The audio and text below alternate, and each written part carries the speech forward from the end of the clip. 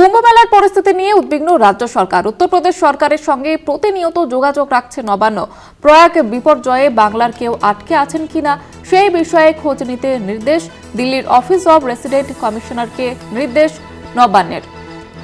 প্রয়াগরাজে মর্মান্তিক দুর্ঘটনার পরেই উদ্বিগ্ন নবান্নের তরফ থেকে সব রকমের চেষ্টা করা হচ্ছে, জানতে চাওয়া হচ্ছে বাংলার কেউ আটকে আছেন কিনা, প্রয়াগ বিপর্যয়ে বাংলার কেউ আটকে আছেন কিনা সেই বিষয়টি কিন্তু খোঁজ নিতে নির্দেশ দেওয়া হয়েছে।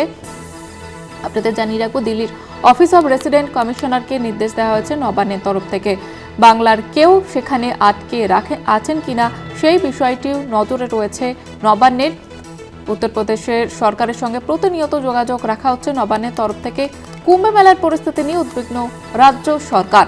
নবান্নের তরফ থেকে প্রতিনিয়ত যোগাযোগ রাখা হচ্ছে উত্তরপ্রদেশের সরকারের সঙ্গে। এ বিষয়ে আরো কথা বলবো, টেলিফোন লাইনে রয়েছে প্রতিনিধি দেবাশিস সেনগুপ্ত। দেবাশিস, কি জানা যাচ্ছে নবান্ন সূত্রে? গতকালই কিন্তু কুম্ভ মেলার যে ঘটনা ঘটেছে সেই নিয়ে কিন্তু রাজ্য সরকার ইতিমধ্যে কিন্তু এই বিষয় নিয়ে যেটা জানা যাচ্ছে যে রাজ্যেরই কয়েকজন সেখানে আছে।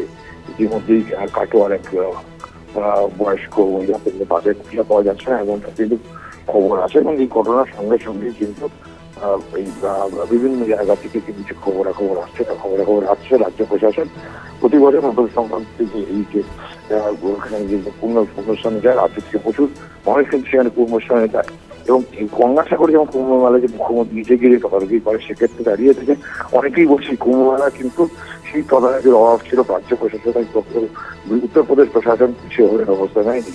তারপরে কুম্ভ মেলা পরিস্থিতি নিয়ে উদ্বিগ্ন রাজ্য সরকার উত্তরপ্রদেশ সরকারের সঙ্গে প্রতিনিয়ত যোগাযোগ হচ্ছে রাজ্য প্রশাসনিক ভবন বা দিল্লির অফিস থেকে দিল্লির অফিস অফ রেসিডেন্ট কমিশনারকে জানানো হয়েছে। গতকালে ঘটনার পরই সঙ্গে সঙ্গে নবান্ন নির্দেশিত হয়েছে প্রয়াগ বিপর্যয়ের ঘটনা বাংলার কেউ আটকে আছে কিনা সে বিষয়ে খতিয়ে খোঁজখবর নিতে উত্তরপ্রদেশ সরকারের সঙ্গে যোগাযোগ করতে বলা হয়েছে। তাদেরকে জানা গেছে সেই নির্দেশ পাওয়ার পরই দিল্লির রেসিডেন্ট কমিশনার দপ্তর থেকে প্রতিনিধি দল ইতিমধ্যে কিন্তু প্রয়াগরাজে পৌঁছে গিয়েছেন, এবং তারা সেখানে কিন্তু প্রতিনিয়ত উত্তরপ্রদেশ প্রশাসনের সঙ্গে যোগাযোগ রাখছে যে বাংলার কোন মানুষ সেখানে আসেন কিনা, যদি থাকে তাদের কিভাবে রেস্কিউ করে আনা হবে, আপনারা যদি কোনো দুর্ঘটনাগ্রস্ত হয় তাদের চিকিৎসার ব্যবস্থা কিন্তু রাজ্য সরকার করবে।